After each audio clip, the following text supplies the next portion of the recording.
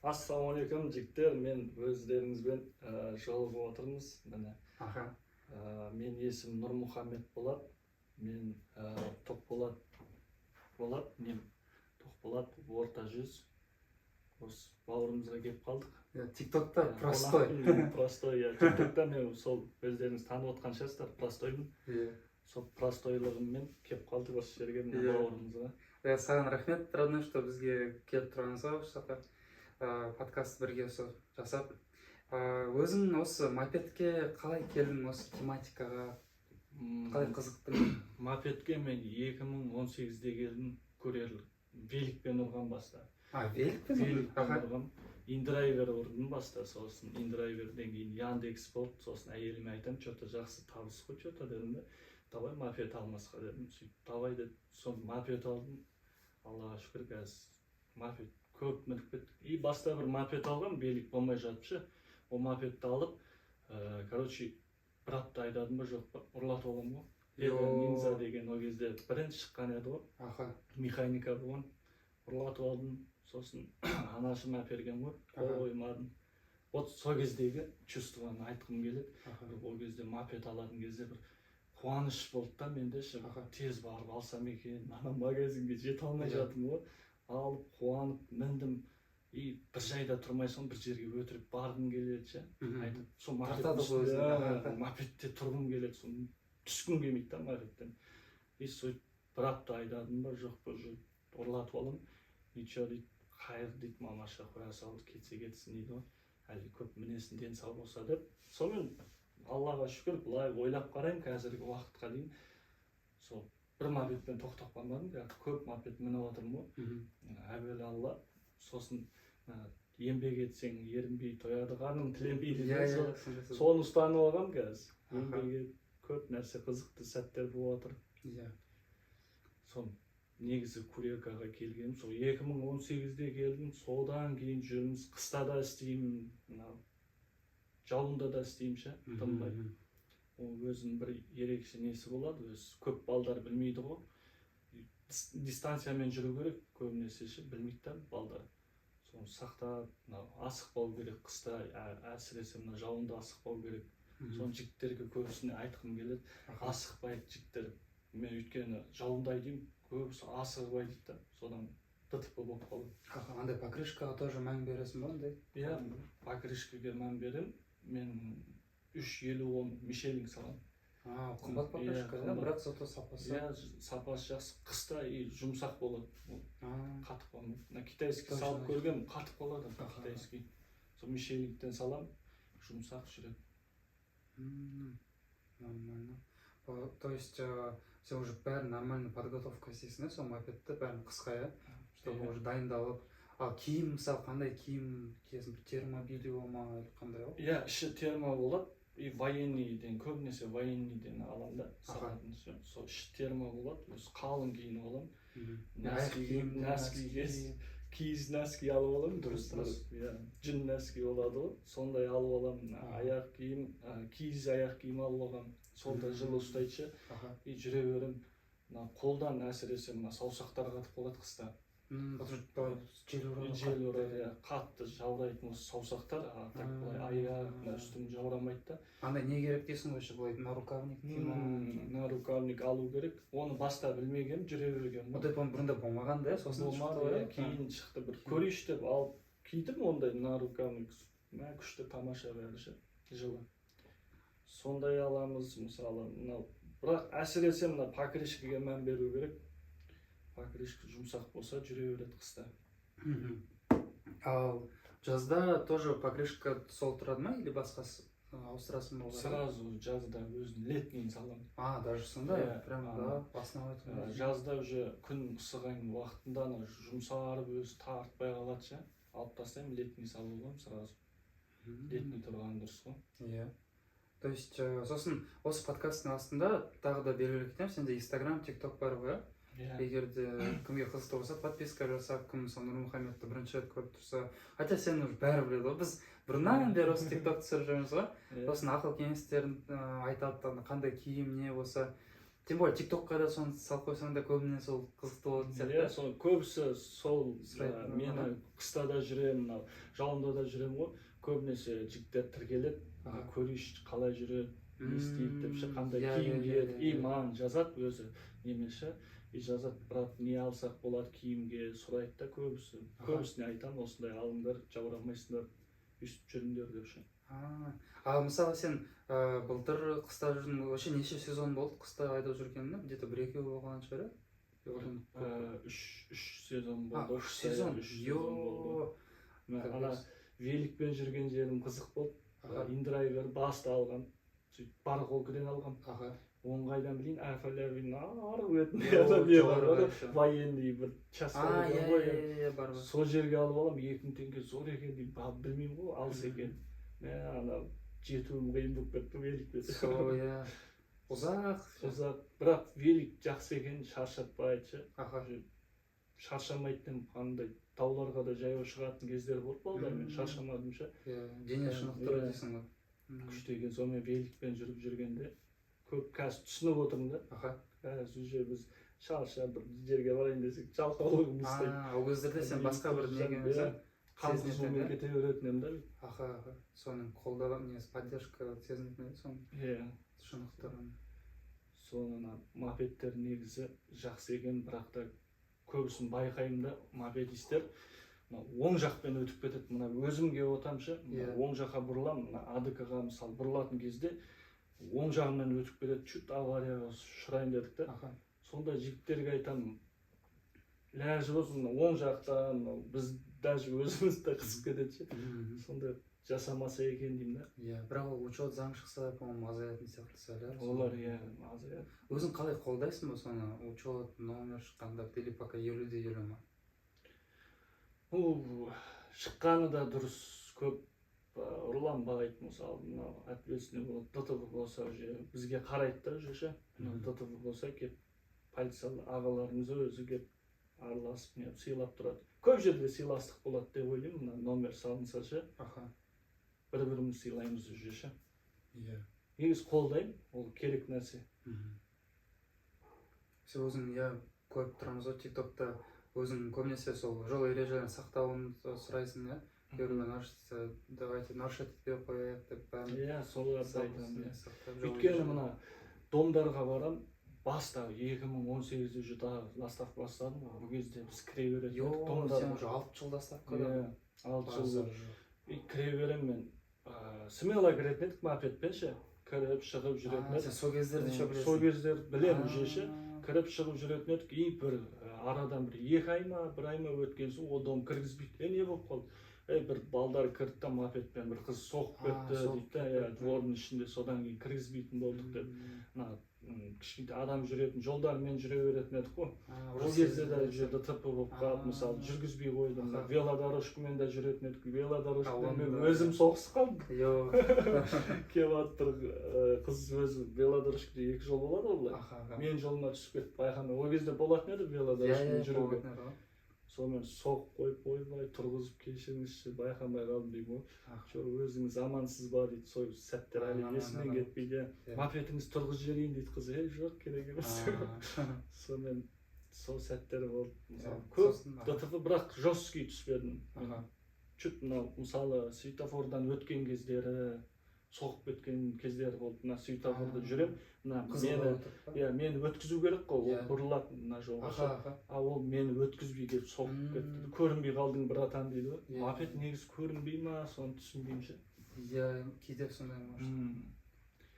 Соған тұрсаң бәрі нормально сөйтем да ол кісіге айтам. Аға, бәрі жақсы екен, жүре беріңіз деймін. Шын ба дейді, әй жоқ, жүре беріңіз бәрі. Зор бәрі күшті деймін да, жүргізіп жүргем. Көбінесе көбін кешіріммен қараймын да. Сөйтіп ойланып тұрып, өмірім ғой енді, простой деген ше, простой ол действительно жүре берем ғой, еш нәрсеге мән бермей ше, не қойсам екен дейтін, сөйтіп тоқташы деп, простой деп ашып алғам, сонымен кеттік қой. Нормально. Сөйтіп балдар көріп қояды жолда, бірақ действительно сен простой екенсің.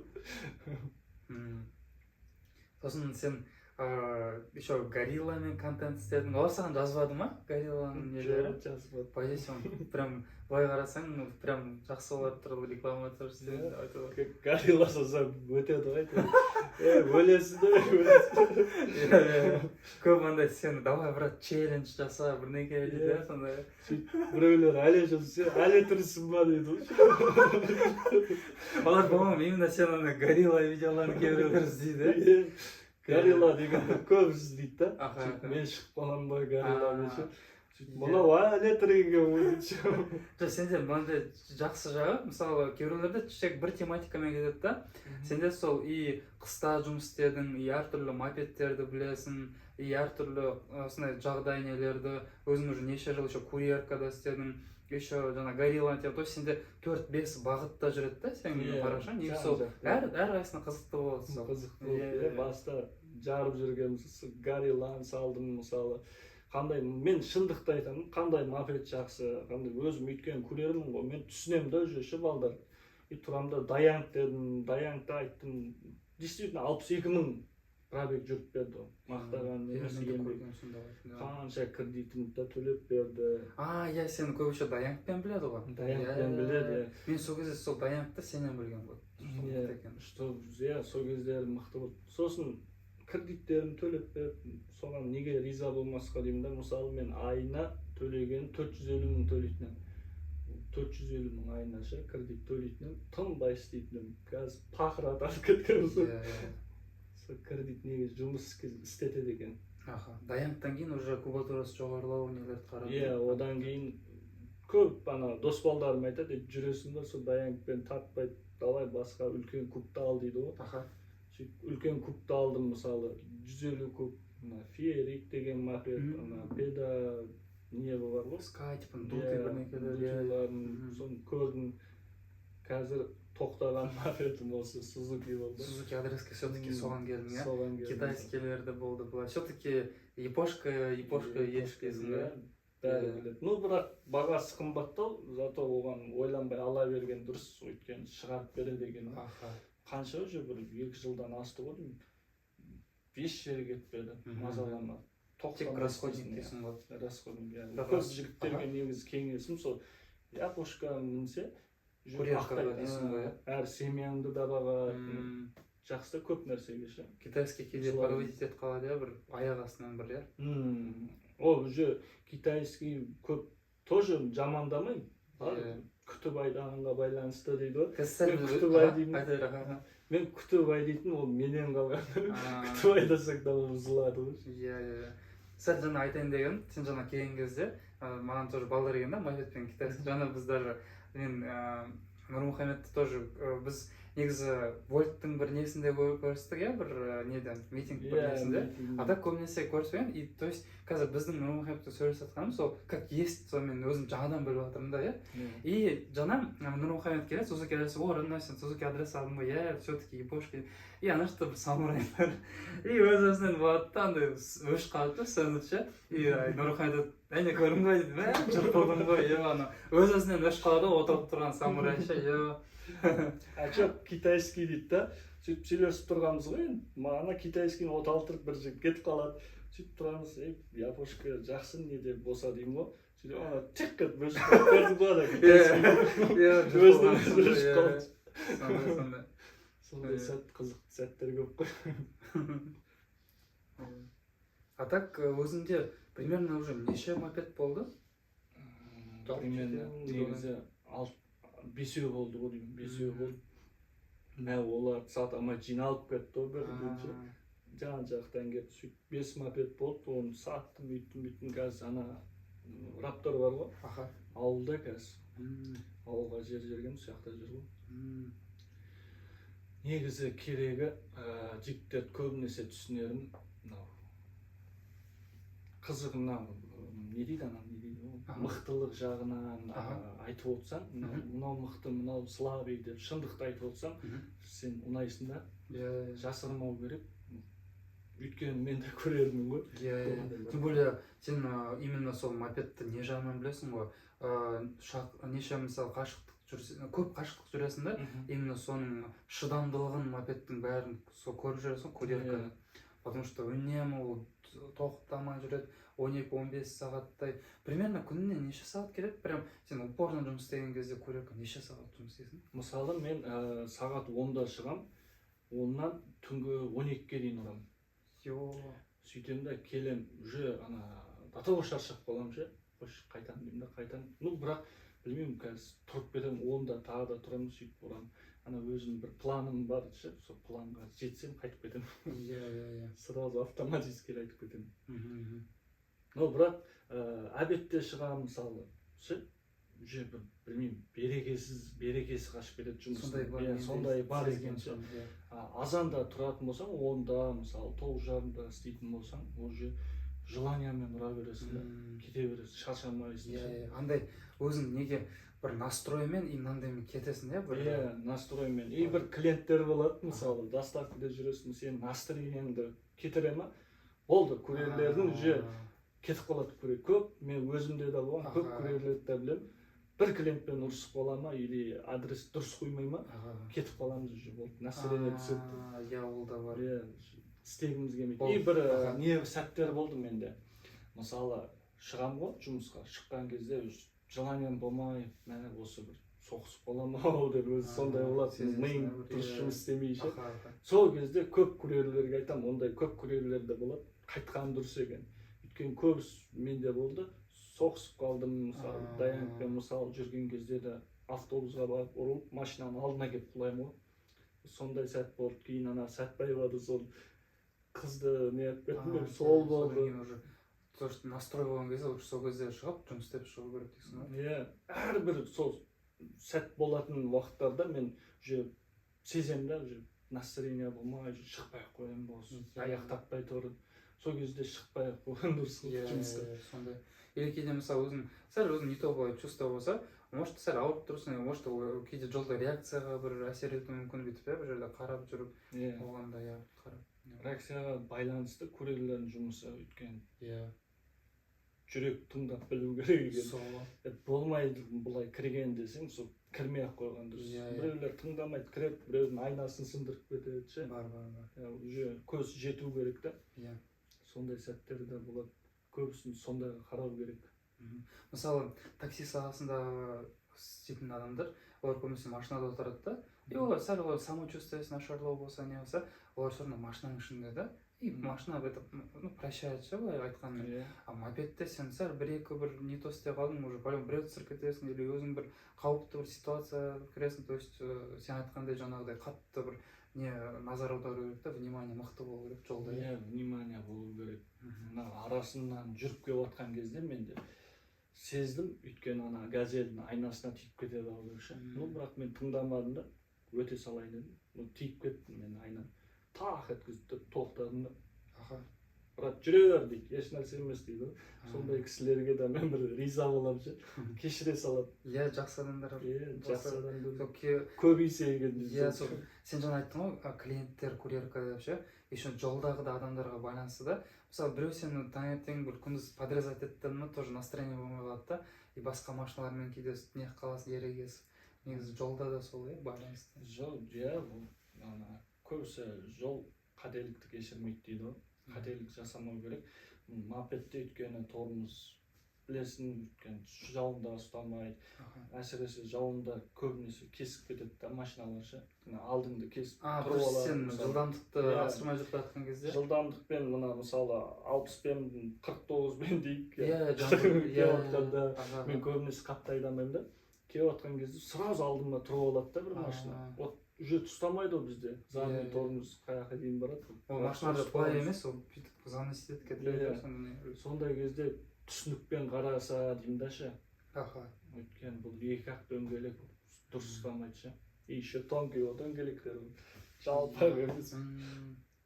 Сол машина айдайтын кісілерге де айтарым, бір мопедистер түсінікпен қарап кеспеуін сұрайын да алдынан.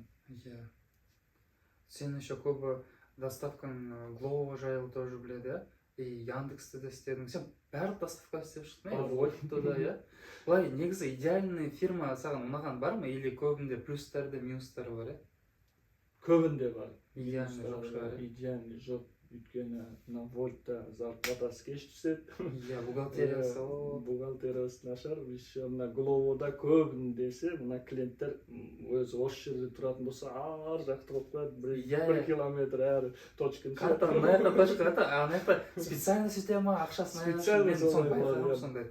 Көбінесе сондай. Иә. И тұрамын да, мен да ол ақымақ емеспін, тек поддержка жазамын. Дәл сондай, иә. Мекен жай тұрлайды, жүр, ақшам көтеріледі. Барам. Сондай көбінесе мән беру керек. Аналарға настроениесі жоқ ше, аналарға заказ ететін клиенттер бар ғой, олар өзгертіп тастайды ғой адресті. Басқа точканы қояды, бірақ мекен жайды басқасын жазады. Анан техподдержка өзгертіп, баға конкретно өзгереді ғой. Баға конкретно. Аналарға клиенттерге апарасыз, кейбіреулер настроениесі жоқ, олар біледі что сен соның несін біліп алғанын ше, соның приемын ше. Олар еще кейбір тупой сияқты, білмеймін дейді ше, бірақ может шынымен ондайлар бар, бірақ все равно андайлар тоже өздерін мучить ететін клиенттер бар. Өйткені көбінде мен неше жыл болды Гловоны ұрып келетін байқаймын да, неге сіз осында тұрасың, ар жаққа қоясыздар? Мен емес, Глово сондай не қылып қояды, точкасын дейді да, Гловоға сілтеп қояды ше. Ну негізінде көп жігіттерге айтарым, байқау керек. Баста заказды алдың ба, уже сразу мекен жайды қарап, ана точканы қарау керек та. Өйткені ол сенің 500 теңге болса пайда ғой, 300 теңге болса ше, көтеріп берсе сол пайда. Көп жігіттерге айтарым, баста байқасын деген. Именно Гловода вольтта ондай, по-моему, жоқ. Вольтта жоқ. Вольтта бірақ қазір пайда болғаны возврат көп болады. Барасын клиент алмай қояды, не қылып қояды. И ол жақта да Гловода сияқты бір не жеріне апару керек, специально бір. Или кейде утиль утильға деп, кейбіреулер алады екен да утиль деп нені түсіре салады, андай нені қоқыстың жәшіктің несіне. Таза жерге қойып қоясың. Өйткені қарын тойған дұрсын. Жегің келеді деп қойшы дейсің да таза жерге қойып. Жоқ, болды, менде де ондай ше. Иә. Өзіңе қалады, болды. Бірақ Яндексте әдемі кетеді, андай утилизируйте, еду дейді, олар даже фото ештеңе сұрамайды. Лақтыра сал дейді. Иә. Мына жер қарынға лақтырасың ғой. Менде бір мынандай бір история болды ше, мен Яндексте ол кезде жаңадан істеп жатқанда мен естігем, что утилизируйте дегенді сен өзің жеп тастауға болады деп ше. Бірақ мен оны күмән болған, бай точно оны бай бірінші рет сондай ситуация болды да. Бірақ маған екінші адрес шықты, мына жаққа апарасаңдар деп. Апара сал деп. Бірақ, по-моему, мен апармасам да сол кезде болатын еді ау дедім да, қазір по-моему сондай болатын. Бірақ мен ана жаққа апарып, ана нелерге апарып бердім ше, KFC ма бір жаққа. И маған сосын, мен TikTokқа салам сол видеоны. Бара жатқан комментарий, не істеп жатсың, брат, жеп табадың ба? Қазір аналар от души рахатымен сенің тамағын жеп жатыр дейді сотрудниктер ше. Мен сол кезде, мә, вообще қарным ашып тұрған, все-таки апара салайын дедім да. Бірақ негізі қазір көшеге шықсам, утилизируйте десе, сразу жеп тастаймын ше. Яндексте. Жоқ, негізі өйткені жеу керек, өйткені ар жаққа барса да жеп қояды. Сол ғой, иә. Тем более оны басқа адамға апарамайды, потому что оның өзі мерзімі бар, иә, дұрыс қой. Сондай. Бірақ та мен бір рет болған, қайдан білейін оны. Клиент шықпады, ойладым да мен жей салатын шығармын уже деп. Жеп қоямын, неге техподдержкаға да айтып қойғанмын. Сонымен ертесі баңға кетті алып. Нарық всегда деп тұрған. Приятного аппетита деп. Сонымен ашамаймын оны. Бір балдар айтады, мен ашып беремін. Прикол. Сөйттім да, оны қалай ашып. Үйтіп бүйді ашып алдым өзім техподдержка жазып. Самый андай естеліп қалған утилизация дейсің бе? Менде мынандай бір прикол болған, ана білесің бе, Red Dragon деген бар ғой. Маған бірінші рет түскен, мен оны білмедім, что оны аккуратно апару керек. Оны даже машинамен апарсаң төгіліп қалатын бір нәрсе ше ол, а мен великпен болған. Мен еще великпен спокойно бейт жүресің ғой. Red Dragon нұржанда, Red Dragon сондай бір сорпа сорпа ғой ана бір ше. А мен оны көрмеген, маған термосумканы ашамды сағасып жатыр. Сорпа. Да что мне повезло, военный городокқа апарам да. А ол городокта обычно ана солдаттар заказ еткенше втихаря. А оны ана өздерінің бір ана несі старшактары біліп қойған да. анау шығады бір военный, ей ёб твою мать, сендер не заказ еттіңдер нахуй деші. Мен өзім жеймін нахуй сука деп. Ана менен сорпаны алады да, ана ойлаған аналар өздері бір сорпа заказ етті. Өзі ана білмей әкетеді ше. Сосын мен бүйтіп қараймын че, так, по-моему, пока нормально дедім да, беріп келіп отырдым да, съебасын. Сосын ойланып, что-то не то анау солдаттар жазады ау дедім да. И сосын маған звондап жатыр, анау екінші номерге пропущенный, он неше алмай қойды. Мә, енді оны көріп жатса мен балдар, блин, извините, енді Red Dragon'ы бірінші рет сам білгенмін да. Сосын басқа балдардан сұрасам, оказывается, көп сондай ситуациялар болыпты Red Dragon'ы. Бір рет енді бір кісі айтады ғой, мен тамақ апарамын ғой. Мен қайдан білейін, ол пакеттің ішінде байлап береді. Барам, мен пакетті қарасам уже тамақ төгілген ғой, полный пакет уже тамақ төгіліп, быт-шыт қылып апарған. Клиентке айтамын, ой, кешіріңіз, тамақ төгіліп кетті ғой деп. Не істеп әкелгенсің дейді ғой, айқайлап жүр. Оны возврат жасай салайын, мен Гловода болады ғой, возврат жасай саламын. Мен қарным ашып тұр ғой, онда алыңыз маңыз дейді. Әкел деп алды, содан біле анан не түсінбей қаласың да. Сен әдейі жасамайсың ғой. Айқайлап. Просто анау общепиттағылар өздері нормально упаковка істесе жақсы болатын еді да. Оларға да көрерлер айтатын шығар, типа мынау не, типа. Мына бауырдақ деген тоже ананда немен баста қағаз пакетпен беретін еді. Айналбақты аламын да апарып сумкадан алып кетіп баратқанда астында төгілген екен де сорпаларшы түсіп кетеді, шашылып, ана фрилерін мұсы қалғаны апарып беремін. Фри қайда дейді, фриіңіз осындай жағдай болып қалды. Мен ақшасын төлей салайын, ренжімеңіз деймін ғой. Ақшасын берген, кеткен жайларым бар. Сосын пакетте опасный, ең опасный. Сондай бар, или андай бір картонный бір сондайлар опасный. Жарайды, ондай пакетке де салдырып алу керек. На всякий случай, сондай берді ма? Жоқ, пакет беріңіз, оны салайын. Солай алып алу. Вот сен жаңа айтқан, негізі нежелательно, аккуратно, вот жаңадан кіріп жатқан көрерлерге сол бауырдақ, Red Dragon, по-моему, анау не, бір кофе бар ғой, анау бір типа американский бір Starbucks па, сонымен опасно тоже мынау неде болады, Бургер Кингте тоже Кока-коламен береді қазір ана стакан. Тоже солар опасный. Қазір KFC алып тастады ондай. А то төгіп апара бергеніміз ғой. Сондай Кока-колалар опасный. Абайлап апарған дұрыс. Сондай сәттер негізі. Курьерский оңай жұмыс болмай жатыр қазір. Көбінесе iPhone, телефон тасыйсың, алтын апарып тасыйсың қазір. Сол кезде кейде ана заказ, 3 заказ беріп қалады да қазір. Біреуін алып кетіп қаласың да домға. Ана заттар қалып кетеді сумкадан, пакетке байлап қойған ол сумканы. Сол кезде мә шығам, қараймын сразу тұр екен. Сондай сәттер болып қалады. Сол кезде сақ болу керек та, что бұл, ана қымбат зат қой өйткені. Алып бәрін кіргізіп тарақата беру керек. Қалып кеткен кезде біреу алып кетуі мүмкін. Оны өзіңмен былай алып ол ауыр ғой, сумка кейде әртүрлі заттарды бере салады, толтырып беріп продукт апарасың мысалы. Мен оны Гловода түсінбеймін, өйткені помощник курьер деген бар екен ғой Гловода. Естімеппін.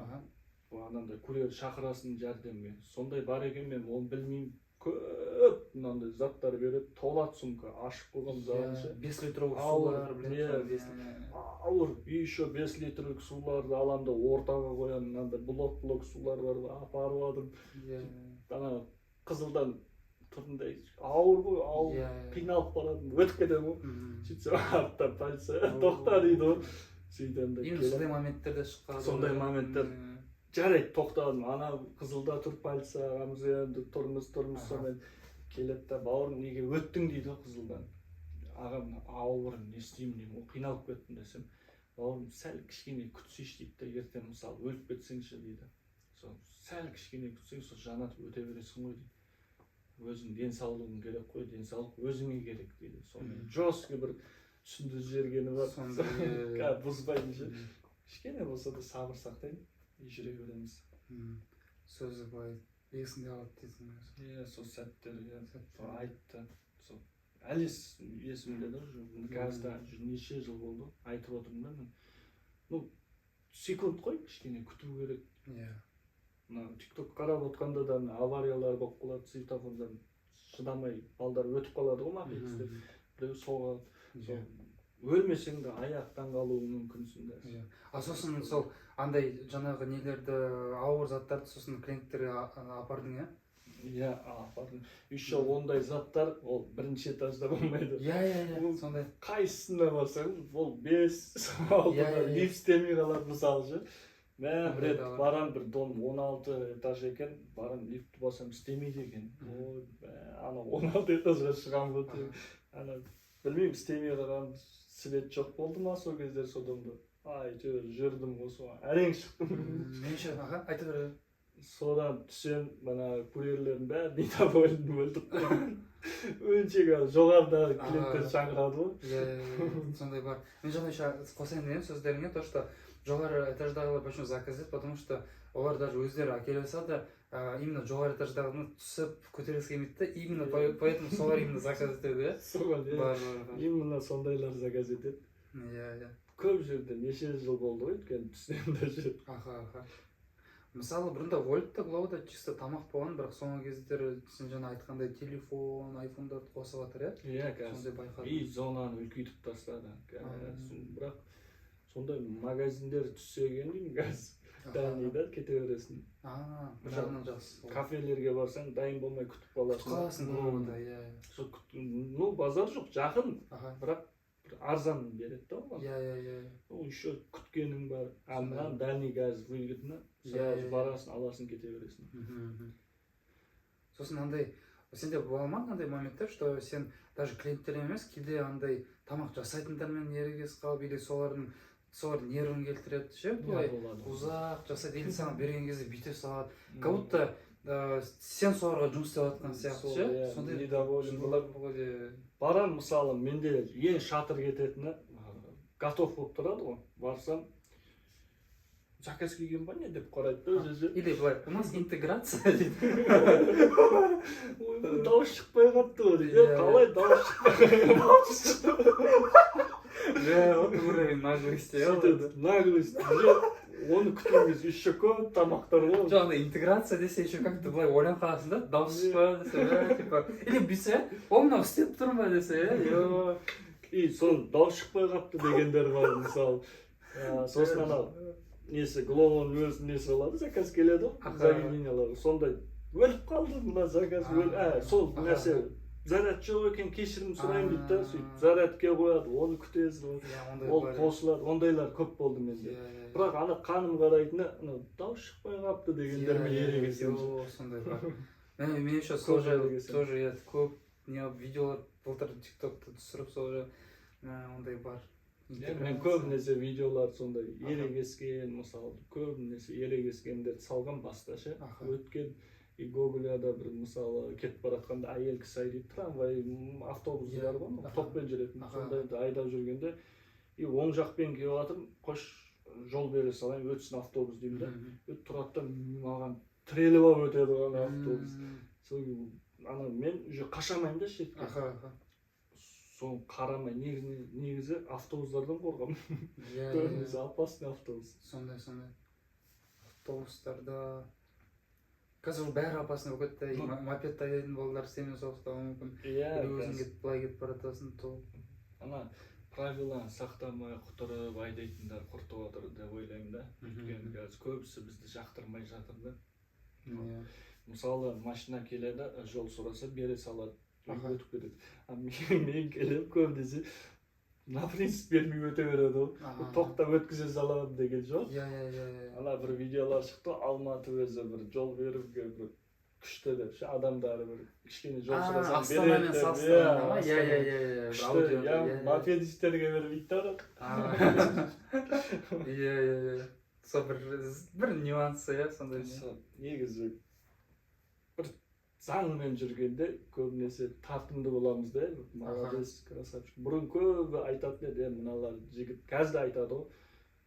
Қыста да, мына жауында да еңбек етіп жүре, молодец, Алла берекесін берсін, табыстарыңа деп ше көбісі айтады. Осы қыста сен, осы сезонға қыста істейсің бе, или пока белгісіз бе? Істеймін. Тоже істеп істеймін ғой? Қыста істеу керек. Өйткені мен уже білмеймін, үйде істемеймін деп жатамын ғой, жата алмаймын. И то демалған күндері де істеп кетемін ше. Бір жата алмаймын үйде вообще. И получается сен қыста да сол сағат 10-дарда шығып түнгі 12-ге дейін ұра бересің ба? Ура беремін. Ну, жаурайсың базар жоқ. Мен бір рет шықтым қыста, қатты суық, енді қар әжептәуір жауған. И мына курткам қатып қалған, мұз болып сауыт болып қалған. Урасын қатып қалған. Жүрдім сол кездері. Ну, нормально төлейді ғой, мына жақын жерге. Сонда сенде бұл нешінші сезон именно қысқа? Бұл білмеймін, біраз болып қалды өйткені. Мен уже даже есімде жоқ. 2018-де бастағам ғой, доставканшы. Ол кезде де қыста да шықтың, Қыста да шығам. Әліге дейін шығып жүрмін ғой. Бірақ қазір 30-ға келдік қой, почти. Қолдар ауырмайды ондай. Бірақ 40-қа келгенде көреміз енді. Мне кажется, ол адамға байланысты сияқты. Мысалы, кейбір адамдар тренировкаға барады ғой. Кейбіреулер бірінші тренировкада обычно спортпен шығарғанда уже шаршап ертеңгі күні ауырып жатады. Кейбіреулер тренировкаға барады, наоборот ертеңгі күні мықты болады. То есть, мне кажется, ол адамға байланысты. Мысалы, организмге байланысты. мына жақта бір жақсы бір көрші аға бар. Ол курьер тоже бұрыннан бері. Ол где-то 40-тан по-моему асты примерно. И онымен сөйлесем, в принципе, нормально дейді, жылы киінемін дейді, былай не нормально деп жатыр. Бұл адамға байланысты соның несіне ше, өзінің күшіне сондай ше. Иә, мен былайда мен еске сақтау қабілетім жоқ. Мен только ауылға жүре беремін. Мына балдарымның туылған күнін әйелім біледі. Мен білмеймін да. Қой, балам туған күні деймін ғой. Үйленген сәтіміз деп шығады, кездескен сәтіміз деп. Бәрін әйелім біледі. Потом бәрінде сондай сияқты. Даже киноларда сондай ғой. Жоқ, біздің күніміз білмейсің ба? Мен только ойымда только не бұл семьямды өз адал еңбегіммен асырасам деймін де, табысыммен ше.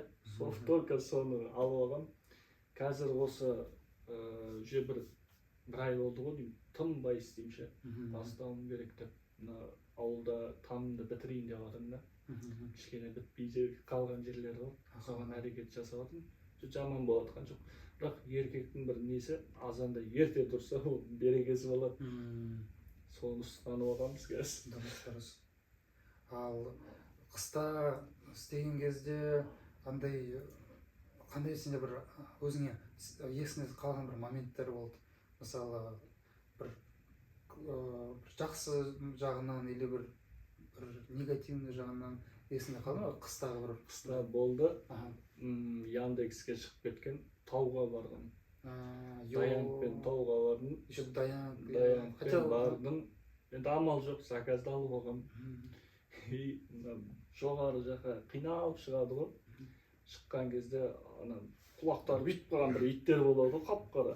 Питбуллер ма? Бүйтіп қалған бір түрі жаман. Боевой Сол қуалайды ғой. Еще бір екі ит па болды қасында. Мә анадан қашам деймін да, қаша алмайсың уже Даянки. Жоғарыға шықпайды, аналар уже жетіп қалды. Ай, бөләт істейді ау деп қалдым. Тоқтаймын, амал жоқ. Тасталғандай кет деймін, уже басымнан үйіп қалады ғой, құлап кетеді. Кет. Әлде Алла сақтады, кетті.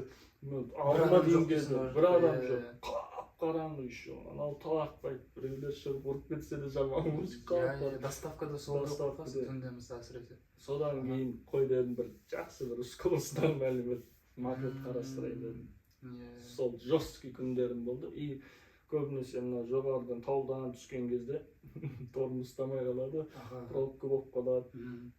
Мен не істеймін, уже соғыламын. Қыста соғылу минус байланысып кетеді. Стрешке шығып кетті, горкіден кетіп барады, тайғанап тоқтай алмаймын да, алдын басамын. Қазір қайтарайын десем, уже болмайды. Мен уже стрешке шығып кеттім, алдында машина келіп жатыр. Ол машина татау маған жол беріп жіберді, өзі қашып өткізіп жібереді. Бүйтіп тоқтаймын. Опасный ситуациялар болады сонда. Бірақ қыста уже машиналар кейбіреулер жақсы түсінікпен қарайды, қыста жұмыс істеп жатыр ғой. Уже жазда мысалы олар ойлайды, кейбіреулер может бір жақсы өспірім балдар құтырып жатыр ма деп, а уже қыста жүргендерді бәрі біледі, что именно основной жұмыспен осылай еңбекпен жұмыс істеп жатқанын. Қыста түсінетіні көбісі айтады, жетіспей жүрген жоқ, семьясы үшін жүр ғой дейді. Нағыз семья бағып жүрген жігіттер ғой деп көбісі сыйлайды қыста.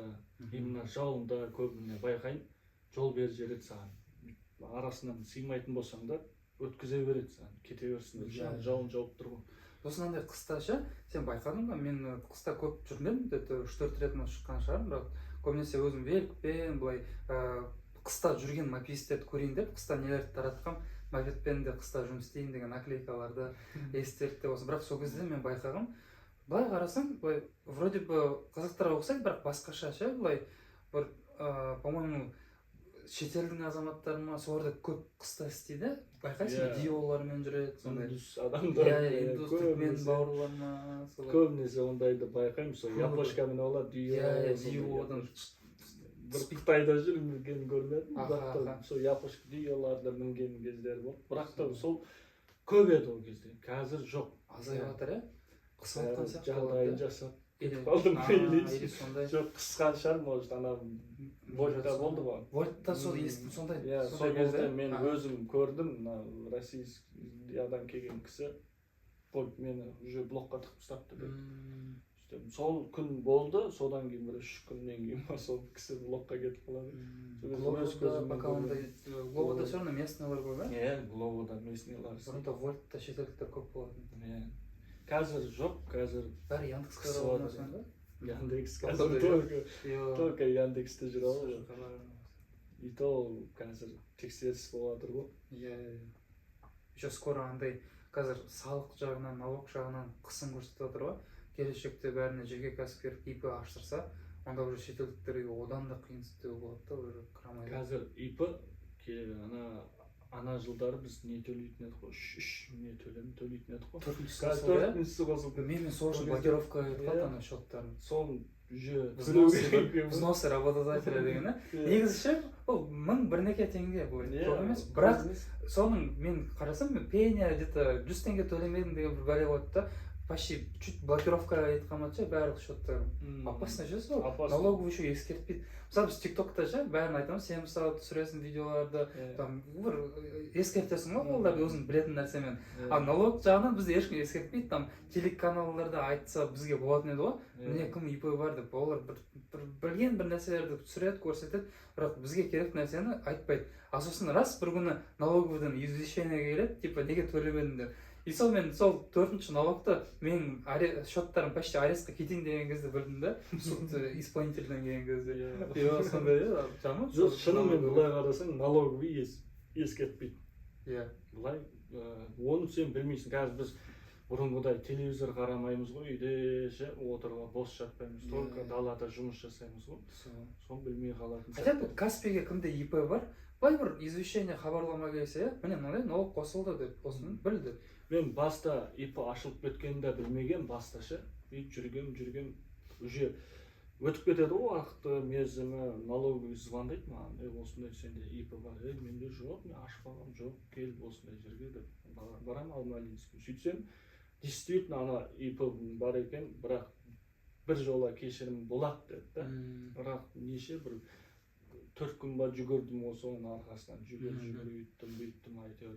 Бірдеңке жазып түсініктеме өйтіп әйтеуір аштым, содан кейін ИП болса давай дедім, неге қолданбасқа дедім да. Қазір ИП мен істемесің?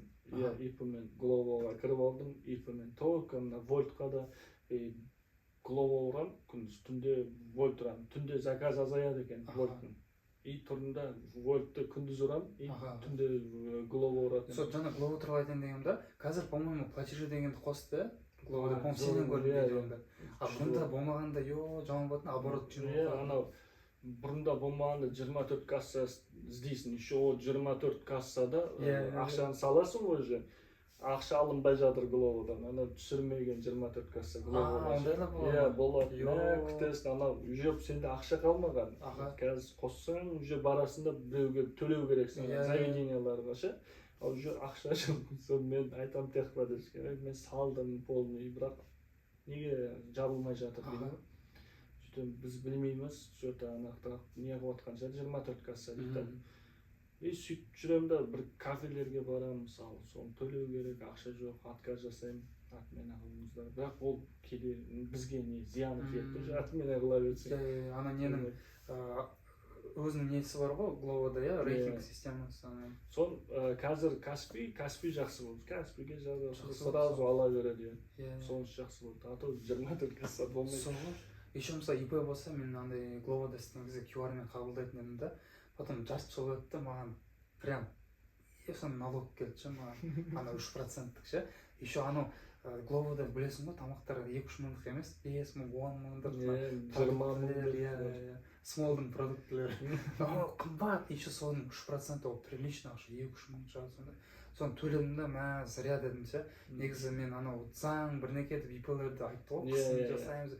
Сол кездерде мен жарайды деп QR-ға қабылдай берген да. Бірақ ол кездерде все-таки обычный переводты қабылдай беру керек. Жоқ, мен айттым ғой ол кездері балдарға айттым, перевод қабылдай беріңдер. Сол сөйтіп Өйткені бизнесмен болады ғой, бизнесмендерді ғана тексереді. Обороттары там миллионнан, 2 миллионнан асып. Ол сен тапқан бір оборотың бір күніне бір потолок 80 мың болатын келетін ше перевод. Оны тексермейді ғой. Соны тексермей жүре беріңдер деп айтқан кезім болды ғой.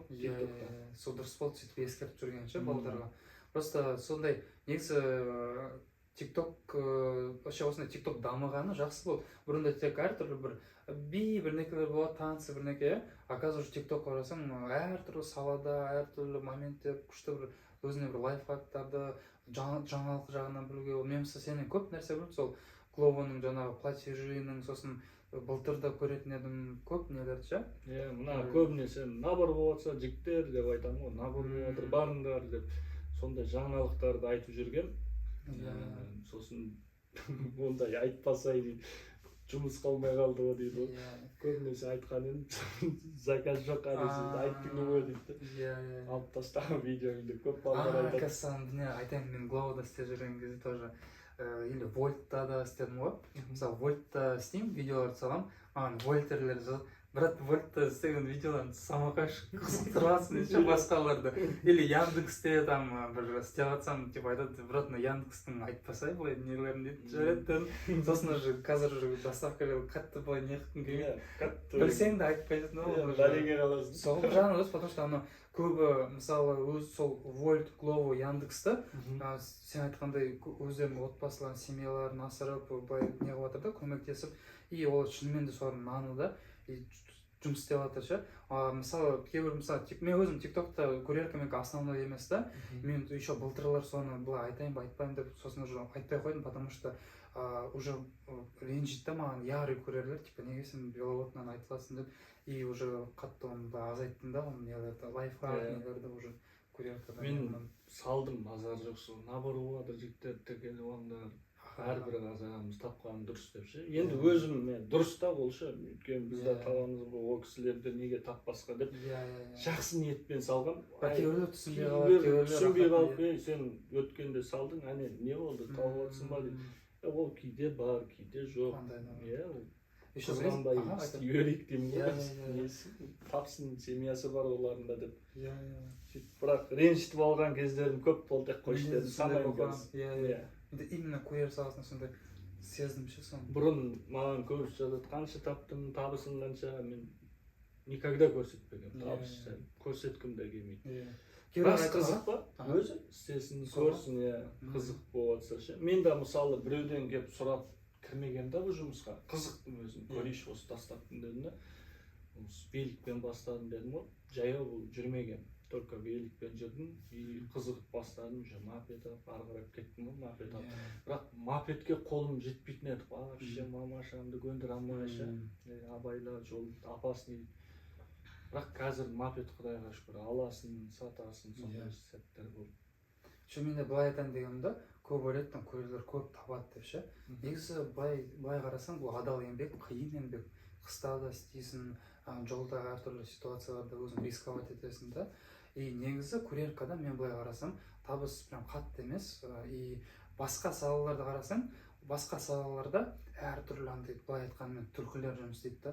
Мысалы строительство жағынан бір стройматериалдарды сатқан кезде, или барахолканың саласында мен өзім барахолканың тоже системасын сәл білемін да. Ол жақта да әртүрлі бір нелермен олар соншама миллиондап табады ше. Олар өздерінің ақшасын көрсетпейді. И мысалы бізде балдар ойлайды, мен курьер болып көремін, көп ақша табамын деп. Негізі өте қиын жұмыс, ол опасный жұмыс. И негізі сендер көп ақша табамын десеңдер, вот жаңағыдай бір түркілер сияқты бір өздерінің темкалар, зеңдер. Негізі любой жерде мен естуімше даже андай былай айта салайын, ол адамның атын айтпаймын, даже глованың өзінде андай рефералкамен бір андай офиста бір нәрсе бір істейтіндер бар ше. Олар мысалы курьер болып істемейді мысалы ше, мысалы қазір бұрында істеген, я білемін. Ал қазір мысалы істемейді, или мысалы бір термосумканың бір темаларын бір неке істейді біреулер бүйтіп. То есть доставкада көп ақша табам деп может табасыз, бірақ ол адамбек қиын еңбек. Ал басқа салаларда да көп тауып отыр, просто олар вообще оны айтпайды да. Поэтому ол біздің наоборот қарапайым осы балдар курьерлер ше, өздерінің несін бөлгісі келеді, міне қараңдар деп. Ол даже ақшамен мақтану емес, ол мысалы күні бойы ол пахать етті. Ол тұрды таңертең иша ішті, жұмыс істеді, қаншама сөз естіді, жолда ұрысып соғып. И ол өзінің жұмысын, өзінің жеткен осы жетістік нәтижесін просто көрсеткісі келеді, қанды жеге деп ше, өзін бөлгісі келеді. И кейбіреулер ойлап қалады, сол мақтанып жатыр, ол негізі ондай емес та, ол прям адал қиын еңбекпен табылған жұмыс ше былай. Енді ол жерде ой былай да, бізде жаман арам ой жоқ қой, біреудің тауып отқан нанына кедергі жасаған деген сияқты ой жоқ қой. Сен тауып отсың ба, күшті тауып отсың ба, басқалар да сен сияқты тапсын деген ойда. Басқалардың да семьясы бар, давай неге істемеске деп көбісіне салатын едім ғой мен. Істеңдер, тұрыңдар, жалқауланбай жата бересіңдер ма деп. Мотивация жүресің. Мотивация беріп, сен өте түседі. Сондай, қыста, сондай жауында. Сен аудиторияң именно сен көретін, мынандай пахарь, балдар, мужиктер. Мен мысалы ана кезде опрос жасаған той, тиктокер кастинг көресің де. Көбі сен айтып, потому что мен ол опростарды именно не заведение алдарында сұрастыру жасайтын едім да, именно курьерлерден, и көбісі именно сені көретін. Простой ғой, біздің простой деп соны айтқан. Сондай бар, негізі мына кеп тоқтайын бір брат, простой емессің, ана видеода басқасы, өмірде вообще басқасы ғой дейді. Еще сенің еще контентіңді ұнайтыны, сен қатты былай өзің видно, что сен для себя түсіресің, для души, қатты бір компания, бір мопедтің темасын сататын, или бір фирмаларға типа қатты неғын келмейді да, сатуыңыз, потому что сен өз-өзіңмен былай кайфуешь, дұрыс, простой да. Өзім не болып жатыр, өмірде не қызық болады, салып қоямын, сөйтіп жүремін. Былай, мысалы, бір-бірін не қылып ше, реклама, вообще желание болмайды. Сенде в основном сенің видеоларың чисто сенің күнделікті осы жүрген видеоларың. Сен білесің, бір видеоны саласың, андай бүйтіп, так бүйтіп ойланып, сен по факту как есть бір некені аласың, түсіресің, айтасың. И сенде күшті, сенде андай қызықты бір моменттер, позитивный, юмор моменттер бар, познавательный моменттер. Кейде сен даже былтыр нелерді, комментарияда ерегес қалатын еді, біреуге бүйтіп комментариямен ответ қайтарып, жоқ, сенікі дұрыс емес деп, до конца өзінің позицияңды дәлелдеп, жұмысына дейді ғой. Мысалы кейбір айтады да, комментарияда бүйтіп оқиды да, өшір салады да, вот сенде базар жоқ, сен до конца, именно сол адамға, ана даже адамдар өздері былай сәл боқтай салайын, былай похуй болатын шығар, типа, маған ответ қайтарып то менің жай жасаған комментарийға деп ше. Көбейіп кетті ғой, бірақ айтады көбісі, брат, саған ризамын ана комментарий, боқтамайсың ғой дейді. Боқтай алмайсың ғой. Негізі көбінесе видеода боқтамын, бірақ по факту қайтарамын да. Жоқ, дұрыс. Біреу жазады, курьеркада ұялмайсың ба, қалай жүрсің, ұят емес, бір класстасың, бір видео болып, мен көтіп сатқан жоқпын ұялатын деймін. Дұрыс. Сөйтіп айтқан жерлер болды. Мынандай бір видео болған ғой, курьер күнделікті бір видеосы, былай тамақ жеп, типа бір жерде тамақ жеп жатады да, донер ма менеке. И жиі қазір тамақ жеуге қазір қорқып қалдық қой дейді ше, басқа жақта бір түсіре саламын деп. Ата бүйтіп бір андай бір музыканы қояды ше, Шағала бұрын негізі менде сөйтіп танымал болдық қой, прикол тұрып ше. Өтетін еді сол кездерде. Негізі күшті. Қазір шаршадық па, или жағдай болмайды. Жоқ, қазір просто болмайды. жоқ, ондай емес, мен де байқағаным, бұрында шыққан тиктокерлер, мысалы, мен веловод деп білесе, простой деп біледі да, а жаңадан қазір көріп жатқан тикток рекомендация, может, даже көбі бізді білмейтін сияқты, потому что бізді бұрыннан бері біледі да, бірақ тиктоктың мынандай сияқты бір әр өзінің моменті болады, мысалы, бізді мықты көрген, сосын қазір мықты балдар болады, басқа қалдардағы мықты балдар ше, и солай бір моменттер бар сияқты, но все равно осы біздің сообщество қауымымыз қазір үлкейіп жатыр да. Соны келешекте біздің көріп жатқан көрермендеріміз, жаңадан келетіндер бізге қызығатын сияқты. Ладно, өзіміздің ұнайтын осындай жұмысымызды, даже бұл жұмыс деп айта алмаймын, ісімізді, біздің осы ұнайтын қалай айтуға болады, ықылас желаниямызды солай жалғастыра берсек, негізі дұрыс болады сияқты. Даже қазір табыс жағынан да бізге көп әкелмесе TikTok, все равно өзіміз үшін, біздің көріп жатқан балдар үшін негізі жалғастырып, сол келешекте нормально болатын сияқты. Баса беру керек, иә. Сосын, сен мысалы прямой эфирлерге қазір көп шықпайсың, иә? Негізі прямой эфирлерде шықсаң да күшті кететін еді. Иә, бұрын қызық еді. Қазір де байқасаң, прямой эфирлерге көп шықпай жүр. Иә. Негізі сен шықсаң күшті болатын еді. Прямой эфирді ұстап алсаң күшті, иә. Батылдарға. Бірақ та қазір 12 сағаттап, 13 сағаттап жұмыс істеймін. Шаршайсың, сонымен кет. Жұмысқа энергия кетеді, тоже TikTokқа кейде энергия алмай қалады, сондай бар. Мысалы, мен бұрын бүйтетінім, шығам, жұмыс кішкене істеп аламын да. Бос уақытта заказ түспей қалғанда прямой эфирге кіріп алып қызықтырып жіберетінім. Қазір толқа жұмыс қой, қазір тынбай жатыр. Істеп қалу керек, қазір қыс келіп жатыр ғой. Иә. Қысқа кішігірім запас жинап алайын деп тырысып жатқан жайым бар. Өйткені запаспен жүрген дұрыс та. Не бір жағдайлар болады ғой. Иә.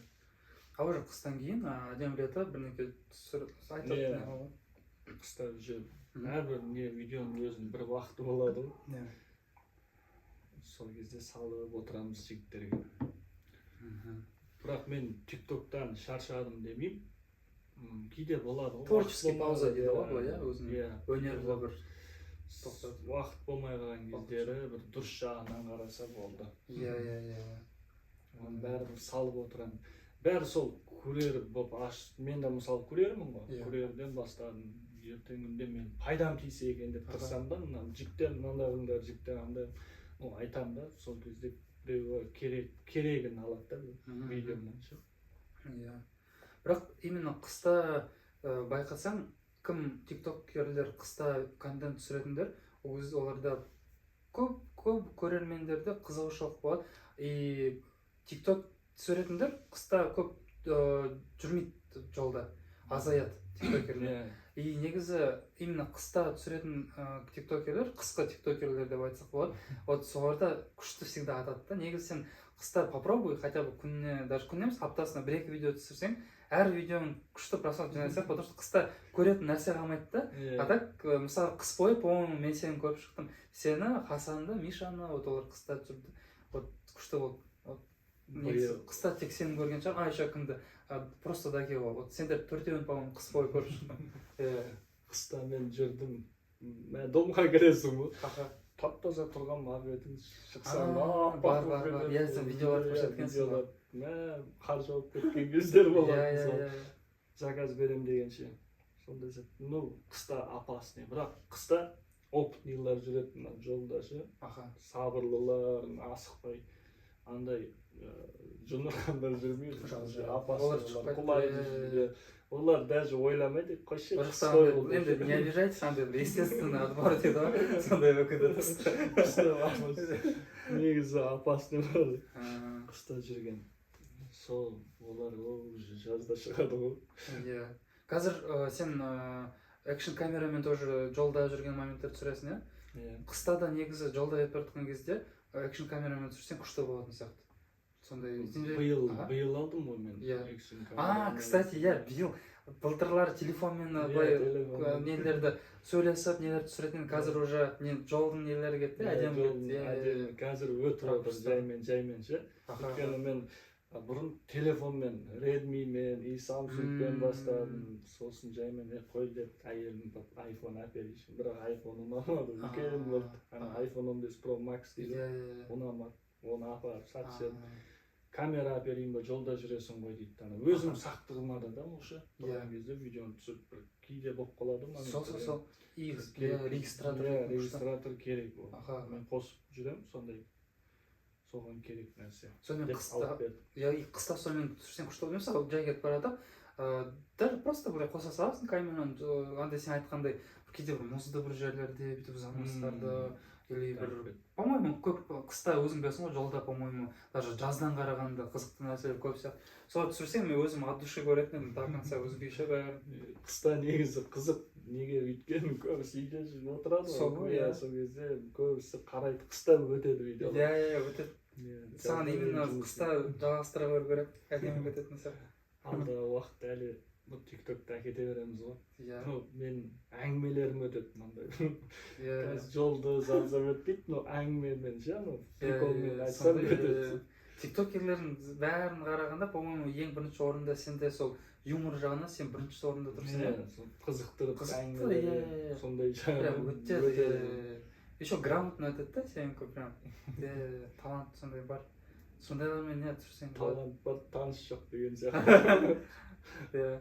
так былай өзіміз бір-бірлеріміз білеміз әрқайсымыз біздің осы қауымымыз уже мықты таныс деген сөз ғой әрқайсымыз любой моментте бір-бірлерімізді хабардар боламыз тиктокта прямой эфирден там прямой эфирді ашасың мысалы бір сходка бірдеңе ойнаса енді қаланың шет жағында бір ойнаса сразу бәрі келіп алады мысалы то есть тиктоктың арқасында телеграм группа ватсап группа арқасында біз бәріміз бір связь деп айтуға болады бір-бірімізге сөйтіп мықты не поддержка жағынан иә бірімізді қолдау болса бәрі жақсы болады мысалы алыста тұрамын демеймін да келе беремін любой жерге мысалы міне сенімен күніге жолықпаймын ғой иә уже күніге жолыққандай сөйлесе беремін да әркіммен солай мына кейде жолда балдар айтады бір тоқтап әңгімелесейік та братан дейді ғой менде солай болады досым сияқты иә досым сияқты әңгімелесесің дейді да соған ризамын иә ол ана әрбір әңгімені күлдіремін да базар жоқ братан дейді досыммен былай әңгімелеспін сенімен өтеді дейді сол ғой иә потому что для души түсіріп да мысалы біреу специально тиктогын түсірсе мысалы кәсіптік үшін ше ол да жолда біреу онымен сөйлескісі келсе деп бір сылтау тауып кетіп қалады да сенде мынандай болған ба мысалы мен великпен кетіп бара жатамын ше мені сразу көріп алады да великпен шлем ештеңе жоқ та мынау веловод қой дейді великпен ше келіп алады родной қайсың давай и сөйлескісі келеді да потому что қызықты бірдеңені бөліскісі келеді тоже сен жаңа айтқандай и потом мен жоқ деп айта алмаймын да и давай деймін да кейде жарты сағат бір сағат сөйлесіп кеткен моменттер болған көп где то как минимум 30-40 балдармен сөйлесіп кетесіз и жоқ деп айта алмайсың бір жағынан и онымен де сөйлескің келеді и оған да сол адамдарға приятно ше сенде сондай моменттер көп иә менде көп өйткені мен айналалықта жүргенде қаладан келіп қалып брат простой дейді сияқты отырып сөйлесіп қаламыз и қалаға шықтым вообще көбейді тоқтап алып әрқайсысымен сөйлесемін еще заведенияларға келген кезде тоже сен бәрі айтады простой қалайсың деп сөйлесіп отырамыз спорт заказым болсын басқа болсын отырамын мен ана сол жігіттердің көңіліне қараймын да көбінесе ше отыра беремін бірақ андай бір неке бар мен курьеркада істеп жүрмін ғой великпен бір моментте бір баламен сөйлесе алмаған сол кезде есімде қалды бірақ ол мені түсінді сосын маған телеграмға жазды иә брат білемін ғой деп ол кездерде анау не бар ғой гловоның несін слот таңдағанда уақыт ше үлгермейсің 15 минут береді да типа неге үлгеруге ана слоттың несіне а мен ол кезде асығып жатырмын соған ше брат қалайсың блин брат асығып давай деді да курьеркада кейде сол тикток пен курьерка қиындау екен ше балдармен сөйлескісі келіп қалады сен асығып жатасың и андай да жолда көбінесе контент іздемейсің да өйткені сен жұмысың да жұмыс істеуің жұмыс болып соны бөле алмай қаласың да ондай да бар иә байқамай мындай болады кетіп бара жатып кейін комментарияңа жазып жібереді сен бүгін брат саған сигнал бердім брат не болды танымай тиктокер болып кеттің ба деп ше ондай сәттер болады естіпей қаласың уже ана жұмыста да миың бәрі жұмыста сөйтіп ойланып ше сондай дұрыс түсінбей қалған жігіттер ренжімеңдер ондай да бар иә мен де сол великпен байқаймын мен великпен басынан былай видеолар түсіріп жүретін едім да жан жақтарын байқайсың бір контентті бүйтіп қайдан қосып қоясың ал қалай курьерка великпен шықтым сосын күні бойы жұмыс істеймін да кешке жақын келемін неге мен камераны ештеңе қоспадым неге бір мынандай бір момент түсірмедім деп қалады потому что сенің мынандай өзің концентрацияң уже жұмысқа кетеді да а егер де тиктокпен концентрироваться етсең жұмыстың то ли заказдар азайып қала ма или бір косяк шығып қалады сен өзіңнің энергияңды мына жаққа бөлсең мына жаққа кейде тоқтап қалады сол қиындау сол екеуін алып кете алмайсың біреуін таңдау керек екен сондай екеуін алып кетесің бірақ та көп уақыт керек та өзің бір приоритетті таңдайсың да, бір Иә. қайсысын бірінші орынға қоясың. Сондай сәттер болады, әрқайсысы қиын ғой негізі. Мынаны алып кетейін десең, жүресің контент іздеп. Былай айтайын, кеше Хасан келген подкастты ше, ол да сен сияқты күшті нені поддержка еткен сөзді ше, былай прям әдемі кетеді, соқпайды. И мен оған айттым, Хасанға мысалы тиктокерлер келсе, тем более Хасан тематика тоже жас балдар, и жас балдар келсе, 3-4-еміз тоже біз на одной волне боламыз да. Мысалы сен де келесі сондай подкасттарда күтемін да, мысалы сенмен и уже курьерлермен түсірсек болады. Мысалы былай отырамыз, мына жақта бір бала, мына жақта 3-4-еміз курьер саласын талқылап отырсақ болады да. Если что, сөйтіп келсең болады, и сол кезде как раз и басқа курьер балдарға бір лайфхактар, біз даже білесің бе, тиктокта түсірген кезде бізге ондай ойлар келмейді. Қазір қаншама біз керекті нәрселер айттық та, өзіміз білмей біздің немізден шықты ше. Иә, мысалы мопед айдап курьер саласында жүр ғой, мысалы курьерлерге бір пайдамыз тисін деген. И ана мопедтеріне де мысалы ремонт жасайтын балдарды да шақырып әкеліп қойып, ол мопед жайлы да айту керек, мынандай жағдайларды. Сондай бір, енді біз блогерлік саласында жүрміз ғой, сол кісілерді ойлаған дұрыс. Қандай пайдамыз тигенін дұрыс. И келешекте подкастта тек 2 адам емес, 3-4 адам болып, сөйтіп жиналсақ болады, сосын тоже келсең болады, әдемі күшті болады. Обязательно қалдырмаймыз ғой. Шақырған жерден қалма, шақырмаған жерге барма дейді. Сол сияқты поддержка жақтары болса бір-бірімізге берген дұрыс та.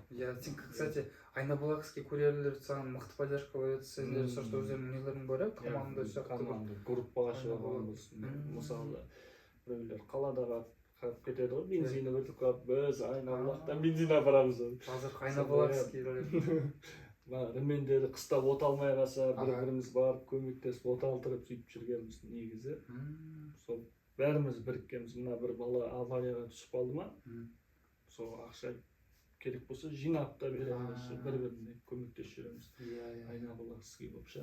Сөйтіп жүргенбіз. Қазір енді Вольтта жан-жақта жүремін ғой. Біресе Жасқанат, біресе Қала, Әл-Фараби деген сияқты. Көбісі айтады, просто сен қай жақта жүргенді білесің негізі дейді. Ол білгендеміз көбісі айтады да, маған кірсейін, бірақ мынау дұрыс қой деп көбісі айтады. Бұл неден жазады ғой? Көре сала іштейсің, ұнап болады, жүре бересің. Көбісі сөйтеді, мысалы тиктокта білсе, ол курьерка саласына мықты болса, қай жақта істейсің деп сұрайды, соны біледі да, балдар сондай өз кеңестер. Кеңес, мынау айтатын сол жаңағы не қылайық деген ғой, бәрін шақырып ше, соны қолдаймын негізі. Ол курьерлерге керек. Өзің мысалы келесі подкастқа келсең, қандай немен составпен қылайын деп жатырсың? Мысалы, саған қалай қызықты, курьерлерді шақырып па, или араластырып курьер механиктерді, или курьер и бір мотоциклисті ма, типа қалай ойлайсың? Негізі, курьерлерден болу керек. И моторист, мопед жөндейтін жақтарынан да болу керек. И заңдарды да айту керек, мынандай что үшін мына жерде болмайды дейтін. Керекті заттар ғой. Кімдерді шақырамыз ба, андай сходкаларды алдын көтеріп, сондай ярылар. Шақыра берейік, достасайын. Андай рух-файтинг өкілі. Сондай нелер болады. Ондайларды да шақырайық, қызық болады. Сол ғой, потому что тиктокта әртүрлі не бар, андай бөлініп кетеді ше, мына жақта курьерлер, мына жақта чисто сходкаға баратындар. Негізі екі андай пікір нелерді салыстырғанда әдемі кетеді ше. Түрік жасайтындар ба? Ондайды да шақырайық. Сондайлар қызықты болады. Бізде соны кімнен ең бірінші қонаққа келген жақсылық деген Қазақстан тим деген основатель бала келген да, сол маған айтқан өзі брат, сондай подкасттар түсірсең қаншама мысалы тикток түсіретін осы салада жүргендер өздерінің бөлісетін нәрселер көп деп ше. Мен ойладым, все рахмет деп, и сол маған сондай не берді да, бір вдохновение, сондай оймен соны бірінші болып шақырдым. И сол кезде оймен де сол подкастта отырғанда сондай тема болды. Келешекте, если что, курьер балдарды шақырамыз деп ше. Сол кезде қызық болады ше, сол қызық. Жаңа мен сұрайын деген ғой, алдың көтереді ғой. мен үйренгім келіп жүр десең. Натуре. Ма, простой алдын стант үйренгісі келіп жүр. Может, үйретіп қалады жа. Мә, сен бір күндері енді мен үміттенем, сол алдын көтеріп үйреніп алсаң, видеоға салсаң, миллион жинай бар, одной. Термосумкамен етіп кетіп қарасаң, Сузуки адресіңмен. Жоқ, бәрін үйрену керек бұл жақта. Бірақ та болады ғой, жолда емес, тыныш жерде да. Дұрыс. Көбін неге? Өйткені мен байқаймын, алдын көтеріп кетіп барады, машинаға жақындап тоқтап, неге ДТФ-ға түсіп қалайын. Сондай видеолар. Бірақ сондай видеолары рекке шығып кетеді. Келіп жолдан ұшып кетеді. Машинаның артқы камерасын ұстап бүйтіп кетіп барады, бүйтіп қаталады. Сондайлар өтеді, бірақ жоқ, болады. Бәрін шақырайық. Бәрін сол не керек, көрерлерге айтайын, осыны қызықты қылайық алдағы уақытта. Тем более бәріне қызықты болады, именно простой келеді десе, уже көрер балалар көбі сол қызығады да, именно сені де көбі көреді. Олар біледі, солардың күнделікті жұмыстары, сенікі андай бір-бірлерімен сразу тіл табысасың. Соны көбісі айтады маған, көп табасың ба дейді. Жоқ, Алла бәрін берекесін болсын, көп табсын, аз табсын. Но бірақ та айтатыным азанда шығу керек екен, 19:30-ша азанғы жұмыс берекелі. Соны еске салып алу керек, өйткені менде басымнан өтті да, кеш шығып қаламын. Берекесі болып, клиенттер ұрысып кетеді, мен мазам қашып. Сондай, сол обедтен кейін шықсам сөйтіп кетеді, мазам қашып кетеді, жұмыс істегім келмей. Мына жігіттерге айтарым, асықпай абайлап жүрейік. Сол главный жолда көретін көбісі асығыбай дейді. Ладно, сен бір 10 000 көптар барсың бізден да. Бірақ ертең ДТФ жаман ғой. ДТФ айтып келмейді, бәле айтып келмейді. Сол сияқты ғой. Абайлап жүрсін дегенім ғой мен. Жаман ниетім емес, абайлап жүрсін дегенім. Үйленбегендер бар мысалы. Саған келешекте не отбасы, семья құру керек дейсің ғой. Келешекте біз сияқты аккуратно жолда жүру керек. Бала шағалы болғандарын қалаймын мысалы. Қызық көрмеді. Ертең үйленген қызықтарды көру керек мысалы. Бала шағасын қасында жүрген елі дұрыс болған жақсы да. Сол сияқты асық болу керек. Бұл ақшаны бәрі жеткізе алмайсың ғой. Қанша көп тапсам да, сонша көп шығын болады менде же. Сол сияқты ғой. Андай бір сөз болған, бір непонятно бір адам айтқан, менің есімде қалды ше. Ол сәл бір боғауыз болады, енді извините. Всех женщин не перепробовать, дейді, всю водку не выпить, всех денег не заработать, дейді ше. Сол сияқты. Соңғы вопрос, родной, сен горилланы қойдың ба, или кейде сөзің ба? Мынау жорстко еді. Бірақ айтпайын десең, бұны келесі подкасттарға айтамыз. Келесі жиналған кезде. Секрет болып қалады мүмкін. Өзің көресің ғой. Зато келесі подкастты бәрі күтеді. Бәрі біледі ау деймін да. Білмейді, родной. Келесі подкастты айтамыз ба? Соны келесі подкастта просто үйген кезде соны талқылаймыз. Точно ұстаймыз, жігітше айтамыз. Жақсы жаңалық бар келесісінде. Сол жақсы жаңалықпен келем. Алла қаласа, иншалла. Сол досым, бір-бірімізге поддержка жағынан көрсете берейік. И өзіміздің жаңа сен айтқандай, сен ақыл кеңестерін жеткізіп, өзімізді білетін нәрселерімізді. Сол білетін, білмейтіндерге айтып жеткізе берейік. Рахмет, бүгін келгеніңе. Получается, ең бірінші курьер саласына, ярый курьерлердің бірінші келдің. И тоже күтем, келесі нелерде бәріміз бірге жиналып, осыны жаңағыдай күшті сөйлесіп, андай бір прикол юморлармен солай біздің подкасттарымыз өтсін. От души, родной. Аха. Жақсы. Айтатын сөзің болса, не ұрасың ғой. Ал жігіттер, жақсы сау болыңыздар. Простой сила. Семьяларыңыз аман болсын, главный.